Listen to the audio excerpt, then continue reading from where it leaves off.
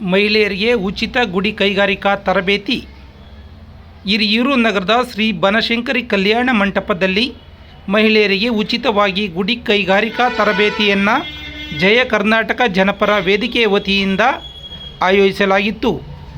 ಇದೇ ಸಂದರ್ಭದಲ್ಲಿ ತರಬೇತುದಾರರು ಮಣಿ ಹಾರ, ಹಪ್ಪಳ, ಹೂವಿನ ಹಾರ, ಗೊಂಬೆ ಸೇರಿದಂತೆ ಇತರೆ ಗುಡಿ ಕೈಗಾರಿಕೆಗಳ ಬಗ್ಗೆ ಮಾಹಿತಿಯನ್ನು ತಿಳಿಸಿಕೊಟ್ಟರು. ಈ ಒಂದು ಕಾರ್ಯಕ್ರಮದ ಅಧ್ಯಕ್ಷತೆಯನ್ನು ರಾಜ್ಯ ಮಹಿಳಾ ಅಧ್ಯಕ್ಷರಾದ GS ಪುಷ್ಪಲತಾ ರವರು ವಹಿಸಿದ್ದರು.